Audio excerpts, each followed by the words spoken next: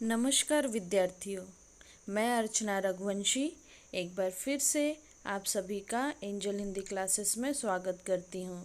आज मैं आपके समक्ष उपस्थित हूँ एक प्यारा सा और सरल सा हिंदी व्याकरण के अंतर्गत विषय लेकर, जिसका नाम है कारक।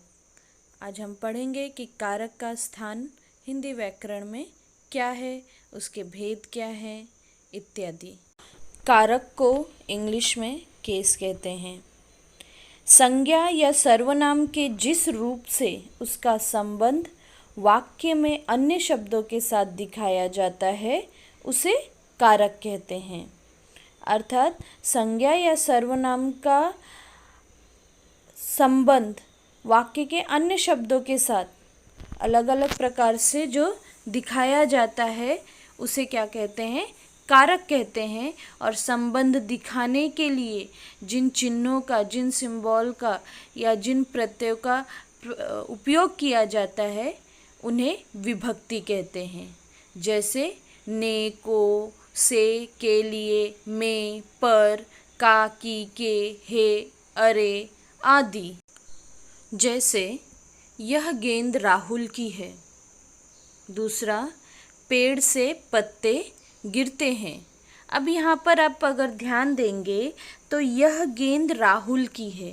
गेंद और राहुल के बीच का जो संबंध है वो की शब्द से बताया जा रहा है। और पेड़ से पत्ते गिरते हैं, पेड़ और पत्ते, इन दोनों के बीच में जो संबंध है या इन दोनों शब्दों को जोड़ने का कार्य कौन कर रहा है, से जो शब्द है या प्रत्यय है वो कर रहा है। तो इसलिए की और से जो है ये कारक या विभक्ति है।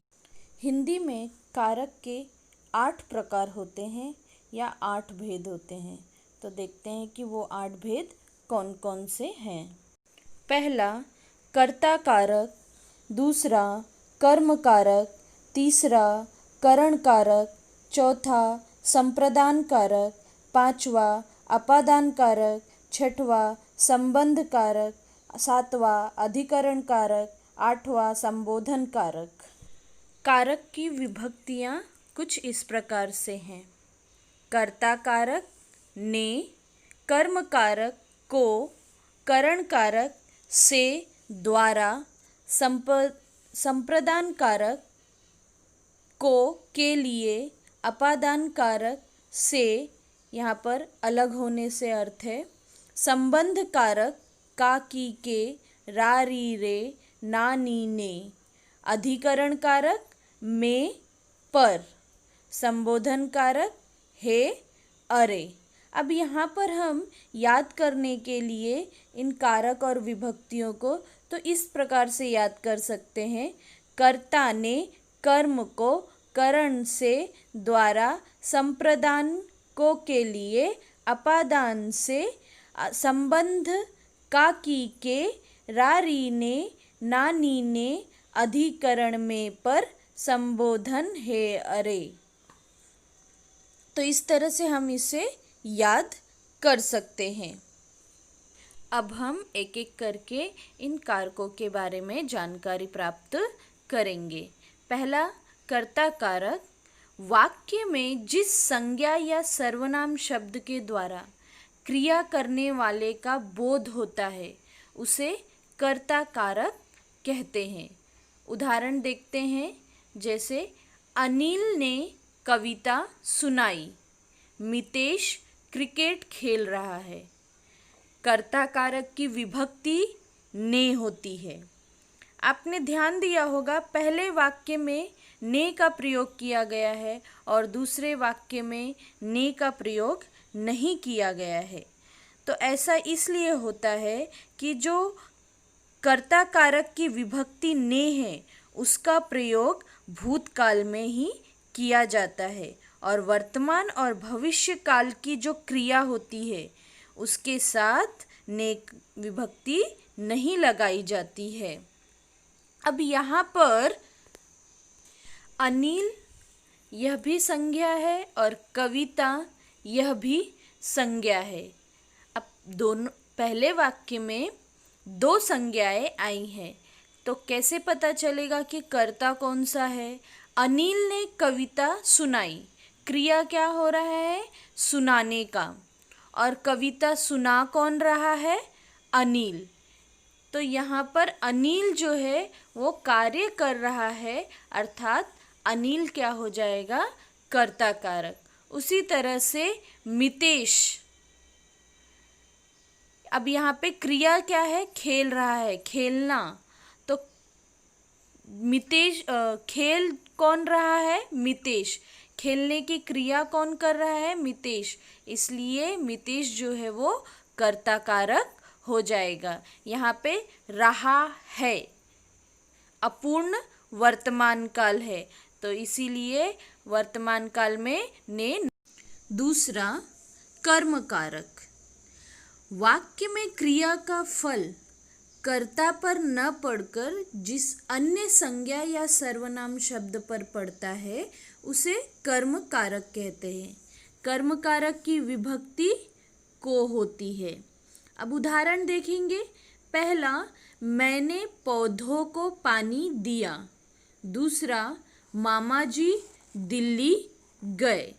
अब यहाँ पर पहले वाक्य में पौधा, पानी, यह क्या है? संज्ञा है। मैंने सर्वनाम है। अब मैंने पौधों को पानी दिया, क्रिया क्या हो रहा है? पानी देने का। तो यहाँ पर मैंने सर्वनाम जो है उसके साथ जो कार्य हो रहा है, पानी देने का जो कार्य हो रहा है, वो किस पर पड़ रहा है? किसको पानी दिया जा रहा है? पौधों को।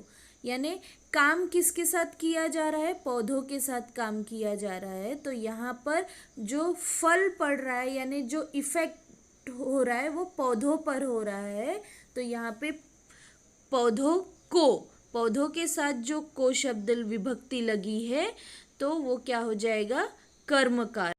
उसी तरह से मामा जी दिल्ली गए, यहाँ पर क्रिया क्या हो रही है?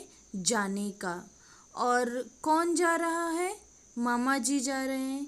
और जाने की जो क्रिया हो रही है उसका फल किस पर पड़ रहा है? दिल्ली पर। तो यहाँ पे दिल्ली शब्द क्या हो जाएगा? कर्म कारक। तीसरा, करण कारक। करण का अर्थ होता है साधन। तो क्रिया को करने में कर्ता जिस साधन की सहायता लेता है वह करण कारक कहलाता है। उदाहरण से समझेंगे। मीरा ने पेन से कविता लिखी। अब यहाँ पर मीरा जो है वो कर्ता कारक है, क्योंकि लिखने की क्रिया कौन कर रहा है? मीरा। और पेन ये भी संज्ञा है, कविता ये भी संज्ञा है। तो अब यहाँ पर तीन संज्ञाएं आई हैं। मीरा कर्ता हो गया, और कविता जो है वो लिखने का यानी कर्म, पेन ये भी कर्म हो गया। लेकिन यहाँ पे कविता किससे लिखी जा रही है? पेन से लिखी जा रही है। कौन सा साधन का प्रयोग किया गया है? पेन का प्रयोग किया गया है। इसलिए पेन से जो है वो क्या हो जाएगा? करण कारक। आपको हमेशा याद रखना है कि करण अर्थात वहाँ पर साधन होगा। तो जिस साधन के द्वारा क्रिया की गई होगी उसे हम क्या कहेंगे? करण कारक। दूसरा उदाहरण है, पत्र के द्वारा सूचना मिलते ही वह आ गया। अब यहाँ पर सूचना मिलने का कार्य हो रहा है, और वह सूचना मिलने का कार्य किसके द्वारा हो रहा है? पत्र के द्वारा हो रहा है। तो यहाँ पे साधन क्या है? पत्र है। और उसके साथ इसीलिए जो के द्वारा लगाया गया है, तो पत्र के द्वारा ये क्या हो जाएगा? करण कारक हो जाएगा। तो इस तरह से हम करण कारक को पहचान सकते हैं कि जहाँ पर साधन का प्रयोग किया गया हो वह संज्ञा या सर्वनाम के साथ जिन विभक्तियों का प्रयोग किया जाता है उसे करण कारक कहते हैं। चौथा, संप्रदान कारक। संप्रदान कारक यानी जिसके लिए कार्य किया गया हो। कर्ता जिसके लिए कोई कार्य करता है या जिसे कुछ देता है, इसका पता जिस शब्द से चलता है उसे संप्रदान कारक कहते हैं। अब संप्रदान का हमें क्या ध्यान में रखना है कि जिसके लिए कार्य किया जाता है या जिसे कुछ दिया जाता है। उदाहरण के माध्यम से समझते हैं। पहला, पिताजी ने बेटे के लिए खिलौने खरीदे। अब यहाँ पे कार्य क्या हो रहा है? खरीदने का। किसने खरीदा? पिताजी ने। तो पिताजी क्या हो गया? कर्ता। और किसके लिए खरीदा जा रहा है? बेटे के लिए। तो बेटे जो है वो क्या हो जाएगा? संप्रदान। और उसकी विभक्ति क्या है संप्रदान की? के लिए। तो बेटे के लिए क्या हो गया? संप्रदान कारक। उसी तरह से दूसरा है, माँ ने बच्चे को खाना दिया। अब यहाँ पे कार्य क्या हो रहा है? खाना देने का। किसने दिया? माँ ने। माँ क्या हो गया? कर्ता कारक। और किसे दिया जा रहा है? बच्चे को। तो बच्चा जो है वो क्या हो गया? संप्रदान। और उसके साथ को क्या हो गया? विभक्ति लगी तो संप्रदान कारक। अगला है अपादान कारक। अपादान का अर्थ यहाँ पे क्या हो जाएगा? अलग होने से। जिस संज्ञा या सर्वनाम शब्द से अलग होने का भाव प्रकट हो वह शब्द अपादान कारक कहलाता है। उदाहरण देखेंगे। पेड़ से फल गिरा। अब यहाँ पर कार्य क्या हो रहा है? फल गिरने का। किससे गिर रहा है? पेड़ से। यानी जो फल है वो किससे अलग हो रहा है? पेड़ से अलग हो रहा है। तो यहाँ पे पेड़ जो हो जाएगा वो क्या हो गया? अपादान कारक। दूसरा उदाहरण, उसने रमन से पुस्तक मांगी। अब यहाँ पे कार्य क्या हो रहा है? पुस्तक मांगने का। कौन मांग रहा है? उसने। तो किससे मांगा? रमन से। तो रमन से जो पुस्तक क्या हो रहा है? अलग हो रहा है। तो यहाँ पे रमन से क्या हो जाएगा? अपादान कारक। आपको ध्यान देना है कि अपादान कारक और करण कारक दोनों की विभक्ति से है, लेकिन दोनों में अंतर यह है कि करण कारक में से का प्रयोग साधन के रूप में और अपादान में अलग होने की दृष्टि से का प्रयोग होता है। छठवां, संबंध कारक। संज्ञा या सर्वनाम का वह शब्द जिससे दूसरे के साथ संबंध ज्ञात हो उसे संबंध कारक कहते हैं। बहुत ही आसान है। पहला उदाहरण हम देखेंगे। यह राम का घोड़ा है। अब घोड़ा और राम ये दोनों शब्द क्या है? संज्ञा है। और इन दोनों के बीच में संबंध बताने का कार्य कौन कर रहा है? का शब्द कर रहा है। तो घोड़ा किसका है? राम का। तो यहाँ पे राम का क्या हो जाएगा? संबंध कारक। उसी तरह से दूसरा उदाहरण है। गुलामी की प्रथा संसार भर में हजारों वर्षों तक चलती रही। अब यहाँ पर संसार भर में कौन सी प्रथा चलती रही? गुलामी की। तो संबंध किस में बताया जा रहा है? गुलामी और प्रथा, इनके बीच में संबंध बताया जा रहा है और वो शब्द है कि। इसके द्वारा संबंध बताया जा रहा है। तो यहाँ पे गुलामी शब्द क्या हो जाएगा? संबंध कारक। आपको ध्यान देना है कि का की के का प्रयोग हमेशा संज्ञा के साथ ही होता है और रा री रे का प्रयोग सर्वनाम के साथ होता है। सातवां है अधिकरण कारक। अधिकरण यानी आधार। संज्ञा के जिस रूप से क्रिया के आधार, समय और स्थान का बोध होता है। किसका? संज्ञा के जिस रूप से क्रिया का आधार क्या है, जो क्रिया हो रही है उसका आधार क्या है, वो शब्द बताने वाला क्या हो गया? अधिकरण कारक होता है। जैसे बगीचे में फूल खिले हैं। अब यहाँ पे फूल और बगीचा दोनों संज्ञा है। तो खिलना ये क्या है? क्रिया है। अब फूल खिलने का कार्य हो रहा है और उसका आधार क्या है, कौन से स्थान पे हो रहा है, बगीचे में हो रहा है। तो बगीचे में क्या हो गया, अधिकरण कारक। अधिकरण कारक की विभक्ति में और पर है। मेज पर किताब है। अब यहाँ पे मेज और किताब दोनों क्या है, संज्ञा है, लेकिन किताब किस पर रखा गया है, स्थान क्या है, बोध हो रहा है वहाँ पे स्थान का। तो मेज जो है वो क्या हो गया, में अधिकरण कारक, उसके साथ विभक्ति लगी है पर। 8वां है संबोधन कारक। संबोधन से ही आपको पता चलता है, इस शब्द से ही, कि हम जिसे संबोधित करते हैं वह शब्द क्या हो गया, संबोधन कारक। यानी जिस संज्ञा शब्द का प्रयोग किसी को पुकारने के लिए किया जाता है या किसी को संबोधित किया जाता है, उसे क्या कहा जाता है, संबोधन कारक कहते हैं। जैसे अरे बेटा ये तुम क्या कर रहे हो, यहाँ पर जो अरे बेटा है, इसे बेटा को क्या किया जा रहा है, संबोधित किया जा रहा है, उसे बताया जा रहा है कि तुम क्या कर रहे हो। तो यहाँ पर अरे बेटा क्या हो जाएगा, संबोधन कारक। दूसरा उदाहरण, बच्चों मेरी बात ध्यान से सुनो।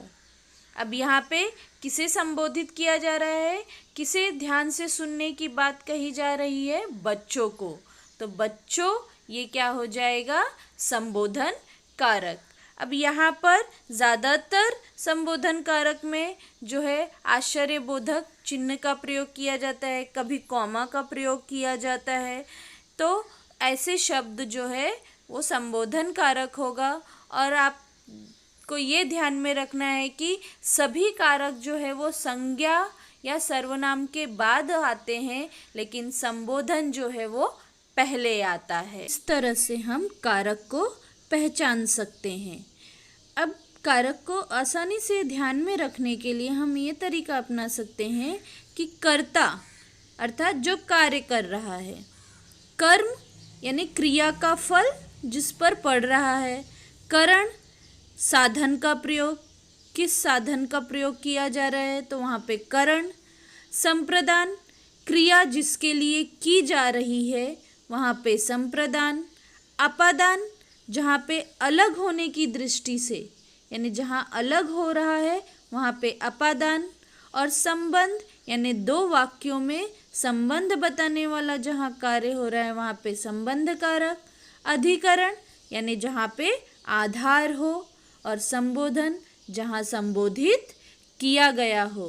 तो इस तरह से हम याद कर सकते हैं कारक और उसकी विभक्ति को। तो आइए अब हम कुछ प्रश्नों को सॉल्व करते हैं। विभक्ति का एक और नाम है, और विभक्ति को दूसरे नाम से क्या कहा जाता है, क्या पुकारा जाता है, परसर्ग। अगला, सीता फल खाती है का कारक बताइए। अब यहाँ पे सीता क्या खा रही है, फल को। ओके, तो परिणाम किस पर हो रहा है, फल पर। यहाँ पे फिर कौन सा हो जाएगा, कर्म कारक। नेक्स्ट, अध्यापक छात्र को पीटते हैं में कौन सा कारक है, यहाँ पे भी देखो को विभक्ति लगी हुई है, यानी किसे पीटा जा रहा है, छात्र को। तो यहाँ पे कौन सा हो जाएगा, कर्म कारक। नेक्स्ट, चूहा बिल से बाहर निकला, कौन सा कारक होगा, कर्म, अपादान, करण या अधिकरण। यानी यहाँ पे अलग होने की क्रिया हो रही है, तो कहाँ अलग होने की क्रिया, यानी अपादान। नेक्स्ट, उससे अच्छे तो आप है। अब यहाँ पे क्या किया जा रहा है, भाव प्रकट हो रहा है, कौन सा, अच्छे का भाव, यानी यहाँ पे संबोधन किया जा रहा है, तो यहाँ पे संबोधन कारक। उम्मीद करती हूँ कि आपको अब कारक अच्छी तरह से समझ में आ गया होगा। तो यदि कोई प्रश्न होगा, सवाल होगा आपका, कमेंट बॉक्स में पूछिए, और ज़्यादा से ज़्यादा लाइक कीजिए, शेयर कीजिए, और वीडियो को अंत तक देखना मत भूलिए। Thank you.